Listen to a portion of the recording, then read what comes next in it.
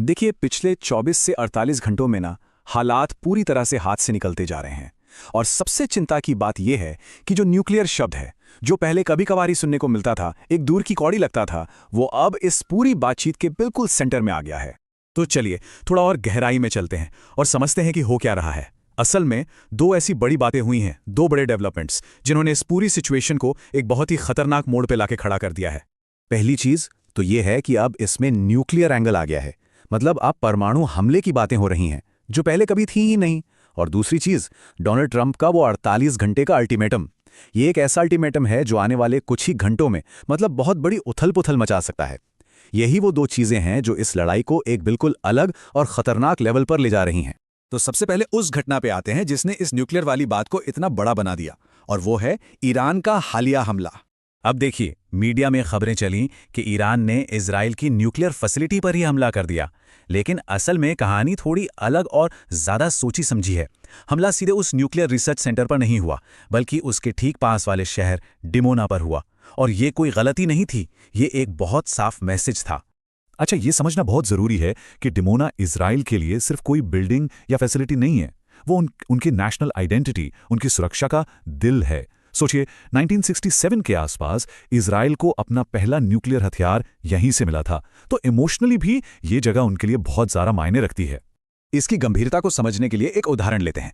मान लीजिए कोई देश भारत के भाभा एटॉमिक रिसर्च सेंटर के आसपास हमला कर दे, हमारा रिएक्शन क्या होगा? जाहिर है हम इसे एक बहुत बड़ा हमला मानेंगे। बिल्कुल वैसे ही डिमोना के पास हुआ यह हमला इजराइल के लिए कोई छोटी मोटी मिलिट्री एक्शन नहीं है।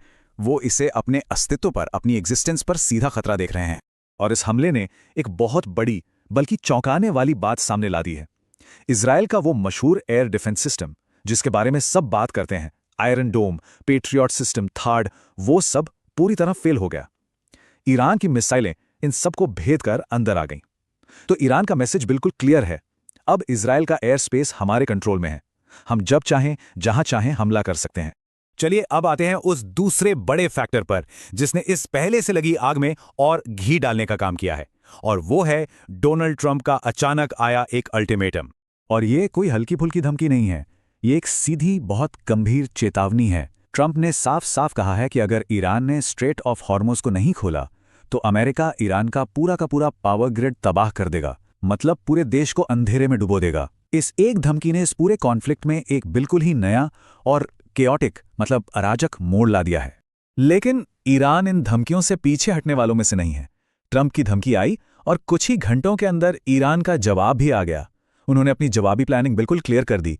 अगर हमारे सिविलियन इंफ्रास्ट्रक्चर को हाथ लगाया गया तो हम मिडिल ईस्ट में अमेरिका के जितने भी सहयोगी देश हैं, उनके सिविलियन इंफ्रास्ट्रक्चर पे, चाहे वो एनर्जी हो, डेटा सेंटर्स हो या पानी की सप्लाई, उस पर 3 गुना बड़ा हमला करेंगे। और ये सारी चीजें मिलकर इजराइल की लीडरशिप को एक ऐसी सिचुएशन में डाल देती हैं जहां से निकलना लगभग नामुमकिन है। ये एक ऐसी दुविधा है जो इस पूरे संकट की जड़ है। अब इजराइल के सामने एक अजीब सी चॉइस है, मतलब वो कुछ भी करे, हार उसी की है। अगर वो जवाबी हमला करता है तो पूरी दुनिया में अकेला पड़ जाएगा, उसके दोस्त भी साथ छोड़ देंगे।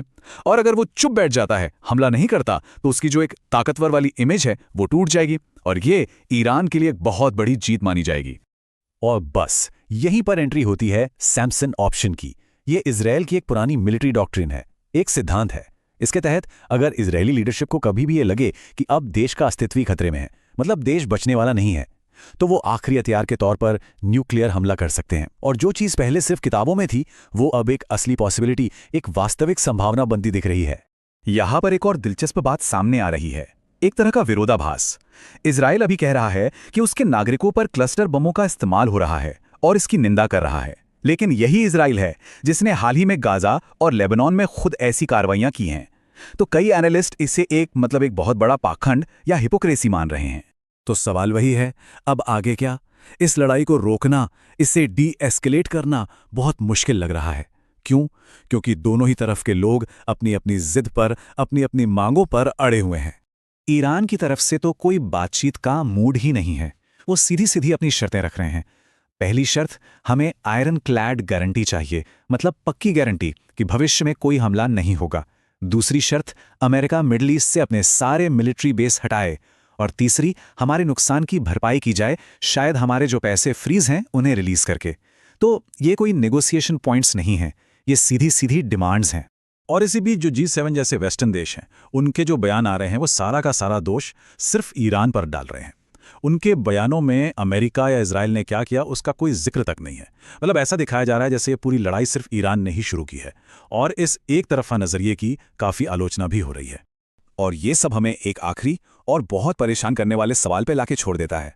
क्या पेंटागन ने इस सिचुएशन के लिए कोई तैयारी नहीं की थी, कोई वॉर गेम नहीं खेला, या ये पूरा युद्ध सिर्फ डोनाल्ड ट्रंप के सुबह उठकर लिए गए फैसलों के हिसाब से चल रहा है? क्योंकि अगर उन्होंने थोड़ी भी हिस्ट्री पढ़ी होती तो उन्हें पता होता कि बम गिराने से किसी देश का इरादा टूटता नहीं बल्कि और भी मजबूत हो जाता है। ये युद्ध थम नहीं रहा है, बल्कि ये और भी ज्यादा पागलपन की तरफ बढ़ता जा रहा है।